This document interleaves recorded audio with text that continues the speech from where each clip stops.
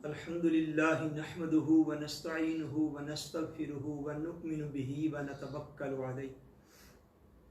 व नऊज़ु बिल्लाहि मिन शुरूरि अनफुसिना व मिन सय्यिआति अअमालिना मन यहदिहिल्लाहु फला मुदिल्ल लहु व मन युद्लिलहु फला हादिय लहु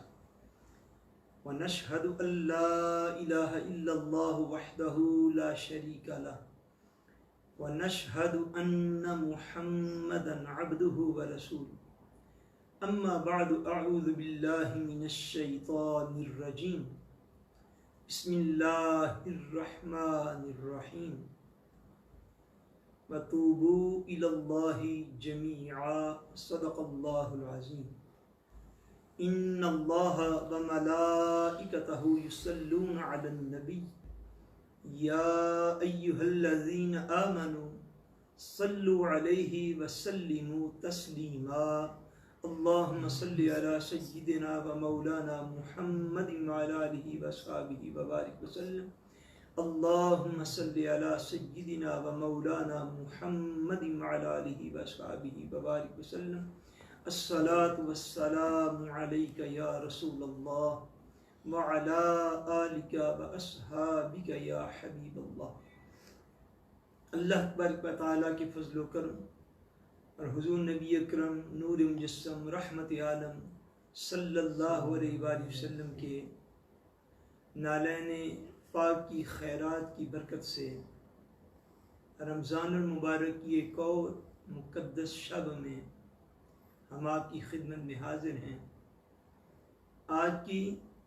मुख्तसर गुफ्तगू मौजूदा सूरत हाल जो है, जो एक आलमी वबा की शक्ल इख्तियार कर चुकी हुई है, यानी कोरोना वायरस और उसके बैकग्राउंड में और उसके पस मंज़र में जो है तौबा का बयान जो है, इस हवाले से चंद कलिमात जो है वो मैं गोशगुजार करना चाहता हूँ। कोरोना वायरस जो है ये बहुत बड़ी आलमी वबा बनकर दुनिया के सामने आया है। इस वक्त तक कमो बेश हमारे यहाँ नॉर्वे में तकरीबन 256 के करीब लोग जो हैं वो कोरोना वायरस की वजह से हलाक हो चुके हुए हैं। हमारे यहाँ नॉर्वे में तकरीबन 201 के करीब लोग जो हैं वो कोरोना वायरस में हलाक हुए हैं, और हमारे यहाँ पाकिस्तान में तकरीबन 256 के करीब लोग जो हैं वो कोरोना वायरस की वजह से हलाक हो चुके हुए हैं। दुनिया भर में इस वक्त कमो बेश 2 लाख से ज़ायद लोग जो हैं वो इस आलमी वबा का शिकार होकर दुनिया से जा चुके हुए हैं। हर आने वाला दिन यूं दिखाई देता है कि शायद पहले से ज़्यादा सख्त और पहले से ज़्यादा आजमाइश वाला दिन जो है वो बनता जा रहा है। इस बैकग्राउंड में कोरोना वायरस के हवाले से कई एक जो हैं वो इसके पस मंज़र के हवाले से थ्योरीज जो हैं वो बहुत ज़्यादा आप लोगों के सामने मौजूद हैं। बाज़ लोगों की थ्योरी ये है कि ये एक कुदरती आफत है। बाज़ लोग ऐसा भी कहते हैं कि ये एक आलमी साजिश है, और बिलखुसूस हरमैन शरीफैन के हवाले से जो इक़दामात उठाए जा रहे हैं वहाँ पर, उस बैकग्राउंड में कुछ लोग कहते हैं कि वो शाही ख़ानदान जो सऊदिया का है उसके बाहमी इख्तिलाफात उसके पस मंज़र में मौजूद हैं। मैं आप तमाम अहबाब की खिदमत में एक बात जो है वो गोशगुजार करना चाहता हूँ कि आप जिस थ्योरी को भी लेना चाहते हैं ले लीजिए, आप उसके ऊपर जितनी डिस्कशन करना चाहते हैं आप कर लीजिए, लेकिन ये चीज़ ज़हन नशीन रखिए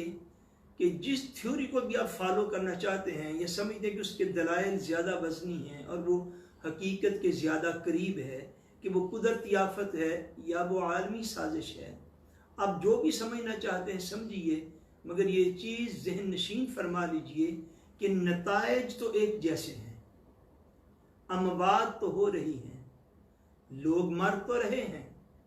اور پوری دنیا کے اندر ایک ہیجانی کیفیت جو ہے اس کے اندر ساری دنیا مبتلا ہے۔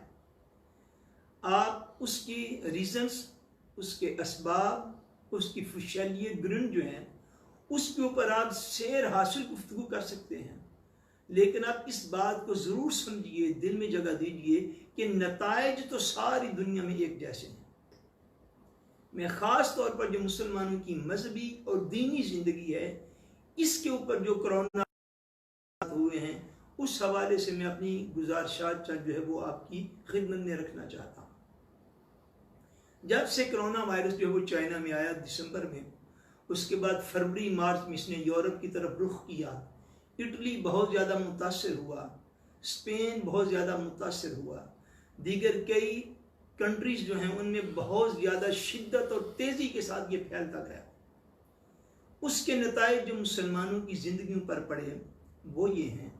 کہ آپ کے سامنے، میرے سامنے یہ ہے کہ اس عالمی وبا نے جو صورت اختیار کی، اس کی جو احتیاطی تدابیر اختیار کی گئیں، ان کو اختیار کرنے سے اس کو لازمی طور پر اختیار کرنا چاہیے۔ مراد یہ نہیں ہے کہ وہ کیوں اختیار کی گئی، احتیاطی تدابیر لازمی طور پر اختیار کی جانی چاہیے۔ کسی بھی مرض کے سلسلے میں بندے کو کوئی بھی بیماری لگ جائے، اس کی جو بھی احتیاط ہو وہ احتیاط لازمی طور پر بندے کو کرنا چاہیے۔ اسی طرح یہ کرونا وائرس جو ہے اس کی جو احتیاطی تدابیر پوری دنیا میں اختیار کی گئیں ان کو اختیار کرنا چاہیے تھا اور کی جانی چاہیے، اس کے اوپر کوئی بھی دوسری رائے جو ہے وہ موجود نہیں ہے۔ مگر ان کا جو نتیجہ نکلا، میں اس نتیجے کے اوپر آپ سب کی توجہ جو ہے وہ مبذول کروانا چاہتا ہوں۔ نتیجہ یہ نکلا کہ کئی مہینے ہو گئے اللہ تبارک و تعالیٰ کے گھر جو ہیں وہ اذان اور نماز سے یوں لگتا ہے کہ اللہ تبارک و تعالیٰ کے گھروں میں اللہ کا نام بلند ہونا جو ہے وہ کم و بیش بند ہو گیا۔ اللہ تبارک و تعالیٰ کے گھروں میں سجدہ کرنے والی پیشانیاں موجود نہ رہیں، اللہ تبارک و تعالیٰ کے گھروں میں دعا کے لیے اٹھائے جانے والے ہاتھ، اٹھائے جانے والے لوگ موجود نہ رہے۔ اللہ تبارک و تعالیٰ کے گھر جو ہیں وہ یوں ہیں گویا کہ کسی جنگل کا نقشہ پیش کر رہے ہیں۔ ہمارا دینی عبادات کا جو قدر ذوق امت کے جس حصے میں موجود تھا وہ اس احتیاطی تدابیر کا جو نتیجہ نکلا اس میں یہ ہوا کہ ہماری جبینیں سجدے کی لذت سے مساجد میں جانے سے محروم ہو گئیں۔ ہمیں جو قیام کی لذت اللہ کے گھر میں ملا کرتی تھی ہم اس سے محروم ہو گئے۔ ہمیں جو تبلیغ دین اللہ تبارک و تعالیٰ کے گھروں سے مل رہی تھی، مدارس سے مل رہی تھی، جامعات سے مل رہی تھی، خانقاہوں سے مل رہی تھی، اس ساری چیز سے تو ہم محروم ہو گئے۔ اور ہماری محرومی یہاں تک نہیں رہی، بلکہ آپ ذرا دل کی گہرائیوں میں سوچئے اور اپنے دل کو اس بات کے اوپر ذرا لے کر آئیے، کیا ایسا نہیں ہوا کہ کئی ماہ سے اب کئی ہفتے گزر گئے، کوئی ایسا نہ تو ہونٹ ایسا موجود ہوا، نہ کوئی ہاتھ بھی ایسے موجود ہوئے کہ جنہوں نے یہ سعادت حاصل کی ہو کہ انہوں نے جا کے حجر اسود کا بوسہ لے لیا ہو۔ کوئی ہاتھ بھی ایسا بابرکت نہ ہو سکا پچھلے کئی ہفتوں سے کہ جس نے جا کے حجر اسود کو اپنا ہاتھ لگا کے حجر اسود سے اس نے برکت حاصل کر لی ہو۔ کوئی وجود ایسا نہیں ہوا پچھلے کئی ہفتوں سے کہ جس نے جا کے منتظم کے پاس کھڑے ہو کے اپنا سینہ ساتھ لگا کر اللہ تعالیٰ سے معافی مانگ لی ہو۔ ہزارہ لوگ، لاکھوں لوگ اس عمر سے محروم ہو گئے کہ وہ مسجد نبوی شریف میں حضور پاک کی بارگاہ میں مواجہ شریف میں حاضر ہوں اور وہاں پہ کھڑے ہو کے حضور پاک کی بارگاہ میں سلام عرض کر سکیں۔ اس میں جو محرومیاں ہمارے لیے ابری بطور مسلمان، بطور مومن،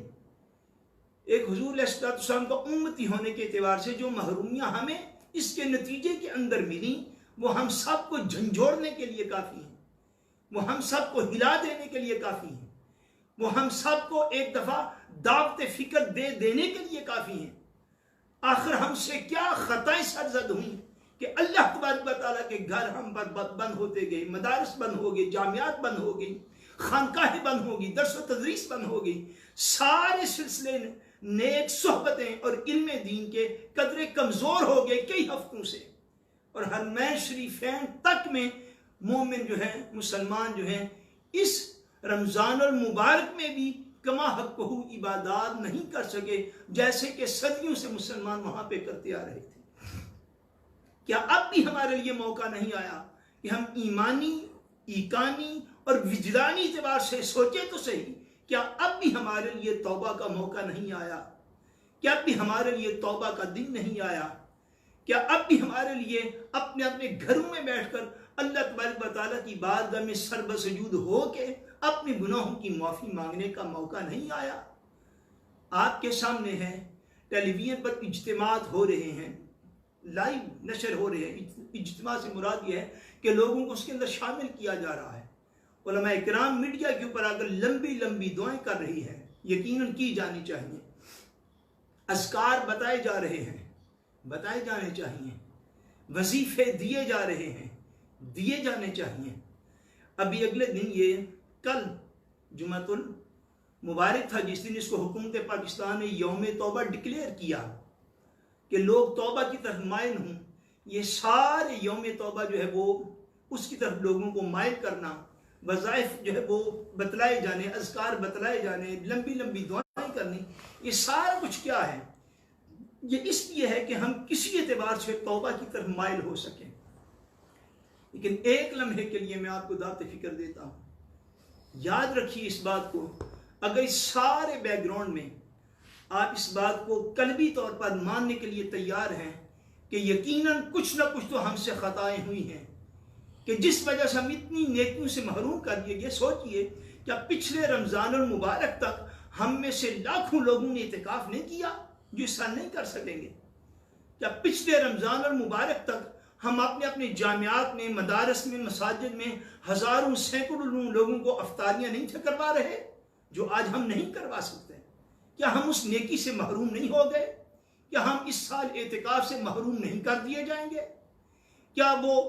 نماز تراویح کی رونقیں کیا وہ اس سال ختم نہیں ہوگی یا کمزور نہیں ہوگی؟ پوری دنیا کا سوچئے، یہ جو سارا ماحول ہے، کیا یہ ماحول بھی ہمیں توبہ کی طرف مائل نہیں کر رہا؟ اگر کر رہا ہے تو میں صرف ایک بات عرض کرنا چاہتا ہوں، توبہ اپنی اصل کے اعتبار سے، توبہ اپنی اوریجن کے اعتبار سے، توبہ اپنی بیس کے اعتبار سے، توبہ کسی ذکر کا نام نہیں ہے۔ یہ بات ذہن نشین فرمائیے، توبہ کسی وظیفے کا نام نہیں ہے، توبہ کسی یوم توبہ منانے سے نہیں ہوتی۔ توبہ جو ہے وہ ذکر ہے مگر بعد میں، وظیفہ ہے توبہ کا مگر بعد میں، یوم توبہ منایا جانا چاہیے مگر بعد میں۔ سب سے پہلی چیز توبہ کسے کہتے ہیں؟ توبہ سب سے پہلی چیز یہ ہے کہ انسان اپنے گناہوں پر اپنے دل میں شرمندگی محسوس کرے اور ان گناہوں کو چھوڑنے کا پکا سچا سچا ارادہ کر لے۔ یہ اصل توبہ یہ ہے۔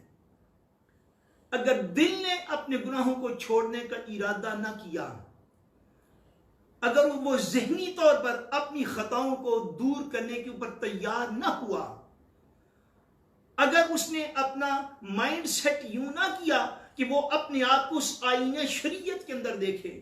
مومن اپنے آپ کو آئینہ اسلام کے اندر دیکھے، اپنے آپ کو آئینہ قرآن میں دیکھے اور دیکھے کہ قرآن ایک مومن کی کیسی تصویر کھینچتا ہے، پھر اپنے اعمال و عقائد کو دیکھے اور دیکھے کہ کہیں اس کے عقائد قرآن و سنت سے متصادم تو نہیں ہوتے جا رہے، کہیں اس کے اعمال قرآن و سنت سے متصادم تو نہیں ہیں۔ اگر بات خدا نہ سے ایسی ہو کہ اعمال و عقائد قرآن و سنت سے دوری کے راستے پر ہوں، یاد رکھ لیجئے پھر کوئی ایک وظیفہ ایک دن میں 1000 مرتبہ کرنے سے بھی توبہ نہیں ہو سکے گی۔ پھر ٹیلی ویژن پر ایک گھنٹہ لمبی دعائیں ہاتھ اٹھانے سے بھی توبہ نہیں ہو سکے گی۔ توبہ بیسکلی طور پر اپنے آپ کو بدل لینے کا نام ہے۔ جب آپ اس بات پہ آ جائیں کہ میں آج سے اپنے آپ کو بدلنا چاہوں گا، تو یاد رکھیے اپنے آپ کو چینج کرنے کے، بدلنے کے لیے اسلام میں ایک ترتیب عطا فرمائی گئی ہے۔ آپ بغیر ترتیب کے کوئی کام نہیں کر سکتے ہیں۔ آپ ایک ترتیب ریکفیلے جو ہے وہ اسلام عطا فرماتا ہے، آپ اس ترتیب کو فالو کرنا ہے، اور وہ ترتیب یہ ہے کہ سب سے پہلے عقائد کی درستگی کے بعد سب سے پہلے فرائض کے اوپر عمل اور حرام سے بچنا، یہ توبہ کا سب سے پہلا درجہ ہے۔ آپ نوافل سے نہیں شروع کریں گے، آپ سنن سے نہیں شروع کریں گے، شروع یہاں سے کریں گے کہ عقائد حقہ کو ایکسپٹ کر لینے کے بعد، عقیدہ یاد رکھیے گا سب سے پہلے، عقیدہ درست ہونے کے بعد سب سے پہلے ہم نے کیا کرنا ہے؟ سب سے پہلے فرائض کی پابندی اور حرام سے بچنا، یہ توبہ کا پہلا سٹیپ ہے، یہ توبہ کا پہلا مرحلہ ہے، یہ توبہ کی طرف اٹھایا جانے والا پہلا قدم ہے۔ جو فرائض ہیں وہ آپ کے سامنے ہیں، شہادت توحید و رسالت، اسلام کے ارکان اسلام، شہادت توحید و رسالت، اس کے بعد پنجگانہ نماز کی پابندی، اس کے بعد رمضان المبارک کا روزہ رکھنے کی پابندی، اس کے بعد اگر صاحب استطاعت ہو تو زندگی میں کم سے کم ایک بار حج بیت اللہ کی پابندی، اور اگر صاحب نصاب ہو تو ہر سال جو ہے وہ اپنی زکوٰۃ ادا کرنے کی پابندی۔ اگر حقیقتاً میں اور آپ اور ہم سب توبہ کرنے چاہتے ہیں تو یہ فرائض ہیں، یاد رکھ لیجیے۔ ان فرائض سے آپ نے اور ہم نے آغاز کرنا ہے۔ اگر کسی کی پنجگانہ نماز میں ہی کوتاہی ہے، وہ ساری رات بھی کسی نیک محفل میں بیٹھا رہے اور نہ عشاء کی نماز کی پابندی کرے، نہ فجر کی نماز کی پابندی کرے، تو ساری رات جاگ جا کے کسی محفل میں بیٹھے رہنا جیسے پہلا ہمارا معمول تھا جب محافل کی اجازت تھی، یاد رکھیے یہ توبہ نہیں۔ اگر رمضان المبارک کا روزہ ہی بندہ سرے سے نہیں رکھ رہا اور وہ رمضان المبارک کا روزہ رکھنے میں پس و پیش کرتا ہے، وہ رمضان المبارک کا اگر روزہ نہ رکھے، آقا دو جہاں صلی اللہ علیہ وسلم نے ارشاد فرمایا جس شخص نے ساری سال، پورا سال، ہول ایئر، جس نے سارا سال جو ہے وہ نفلی روزہ رکھا تو اس کے سارے سال کے نفلی روزے رمضان المبارک کے ایک روزے کا متبادل نہیں ہے، کیونکہ یہ فرائض میں شامل ہے۔ اسی طرح حج ہے، اسی طرح آگے زکوٰۃ آ جاتی ہے۔ اب دوسری طرف چلیے، فرائض کی پابندی کے بعد توبہ کا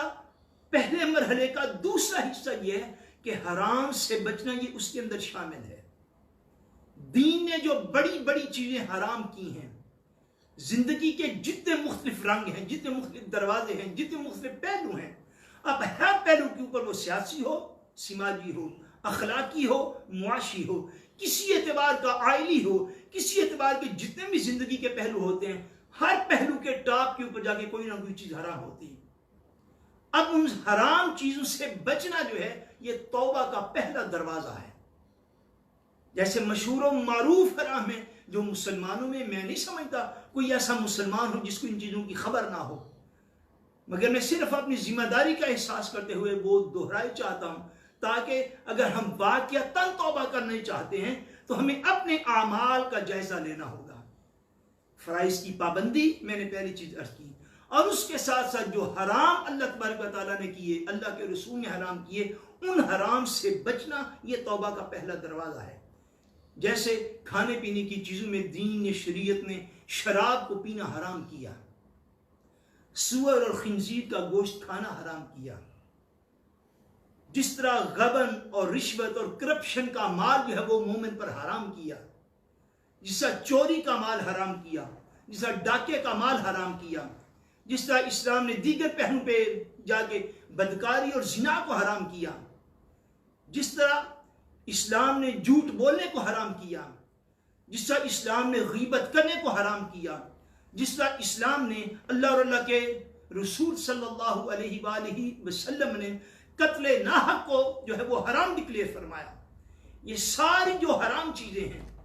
ان ساری حرام چیزوں سے بچنا اور فرائض کے اوپر عمل کرنا، اگر خدا نہ خواستہ کوئی شخص فرائض کے اوپر بھی عمل نہ کرے اور حرام جو ہے اس کی طرف بھی وہ مسلسل متوجہ رہے، تو یاد رکھیے کوئی بھی چیز جو ہے ایسی نہیں جو انسان کو توبہ کروا سکے. پھر نہ کوئی وظیفہ کما حقہ سے فائدہ دے گا، پھر نہ ہی کوئی اس کو ذکر جو ہے کما حقہ اس کو کوئی فائدہ دے سکے گا. کسی بھی لائیو سینڈنگ پہ 2 گھنٹے کی کی ہوئی دعا بھی اس کو کوئی نفع نہیں دے گی، کوئی لیکچر اسے نفع نہیں دے گا، کوئی بات اس کو نفع نہیں دے پائے گی جب تک وہ اپنے اعمال کا خود محاسبہ نہیں کر لیتا، جب تک وہ اپنے آپ کو خود چینج نہیں کر لیتا، جب تک اس کے دل میں اپنے آپ کو بدلنے کا ایک جذبہ پیدا نہیں ہو جاتا. اور وہ جذبہ یاد رکھیے، میں بار بار عرض کروں، حضور سیدنا قطب الاقطاب غوث الاغیاث حضور سیدنا غوث العظم رحمت اللہ تعالی علیہ رضی اللہ تعالیٰ عنہ، آپ نے ارشاد فرمایا کہ فرائض کو چھوڑ کر نوافل کی طرف جانا یہ جاہلوں والی بات ہے، یہ جہالت کا کام ہے. سب سے پہلے مجھے، آپ کو، ہم سب کو، اگر ہم اس سارے عالمی بیک گراؤنڈ کو دیکھتے ہوئے پھر بھی ہم توبہ کی طرف مائل نہیں ہیں تو یاد رکھیے پھر خدا ہی ہے اگر کسی کو توبہ کی توفیق دے دے. یقیناً توفیق وہی دینے والا ہے، مگر ہم نے شروع کہاں سے کرنا ہے؟ شروع یہاں سے کرنا ہے کہ اپنے اعمال میں عقائد کو درست کرنے کے بعد اپنے اعمال میں فرائض کی پابندی اور حرام سے بچنا، یہ توبہ کا پہلا دروازہ ہے. اس حوالے سے دیگر باتیں جو ہیں وہ ہماری اس وقت کی گزارشات میں، جو پاکستانی وقت کے مطابق رات کو 11 بجے اور نارویجن اور یورپین ٹائم کے مطابق شام کو 8 بجے پورے 20 منٹ کی یہ نشریات انشاءاللہ پورا رمضان المبارک جاری رہیں گی. اللہ تبارک و تعالی وحدہ لا شریک مجھے، آپ کو، ہم سب کو صحیح کامل توبہ کی توفیق عطا فرمائے، اپنے اعمال و عقائد کا خود محاسبہ کرنے کی توفیق عطا فرمائے، اور ہمیں یہ رمضان ایسا عطا فرمائے کہ ہم توبہ کر کے اپنے مالک کو راضی کر سکے، تاکہ عالمی وبائیں اور دیگر امراض اور دیگر جو چیزیں ہمارے سامنے ایک عذاب کی صورت میں آتی ہیں، اللہ کریم رحمت کے ساتھ اپنی مخلوق کی طرف متوجہ ہو اور ہم سے ہر قسم کے عذاب کو اور آزمائش کو دور فرمائے. وما علینا الا البلاغ المبین.